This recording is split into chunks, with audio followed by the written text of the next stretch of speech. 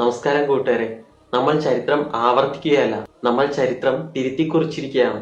2007 ജോഹന്നാസ്ബർഗിൽ തുടങ്ങിയ ആ ആവേശം, കഴിഞ്ഞ വർഷം ബാർബഡോസിൽ കണ്ട ആ കണ്ണീരും പുഞ്ചിരിയും, ഇതാ ഇന്ന് 2026 അഹമ്മദാബാദിന്റെ മണ്ണിൽ ഇന്ത്യ മൂന്നാം തവണയും ലോക കിരീടം ഉയർത്തിയിരിക്കുന്നു. ഇത് വെറും ഒരു വിജയമല്ല, ഇത് ഇന്ത്യൻ ക്രിക്കറ്റിന്റെ അപ്രമാദിത്വമാണ്.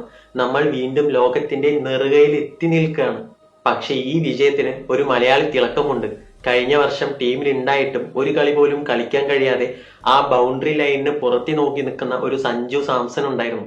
പക്ഷെ ഇന്ന് കഥ മാറി. ഇന്ത്യക്ക് വേണ്ടി ആദ്യം ബാറ്റ് ചെയ്യാൻ ഇറങ്ങിയ സഞ്ജു തുടക്കം മുതൽ അടിച്ചുകൂട്ടിയ ഓരോ സിക്സറിലും ആ പഴയ സങ്കടങ്ങളെല്ലാം നമ്മൾ മറന്നു. ഇന്ത്യയുടെ വിജയശില്പിയായി നമ്മുടെ സഞ്ജു മാറുമ്പോൾ ഓരോ മലയാളികളുടെയും നെഞ്ച് അഭിമാനം കൊണ്ട് വിങ്ങുകയാണ്. ഏകദേശം ഒരു 10 ഓവർ ബാക്കി നിൽക്കെ തന്നെ നമ്മൾ വിജയം ഉറപ്പിച്ചു കഴിഞ്ഞതാണ്. 2007, 2024, ഇപ്പോൾ ഇത് 2026. 3 നക്ഷത്രങ്ങൾ ഇനി നമ്മുടെ ജേഴ്സിയിൽ തിളങ്ങും.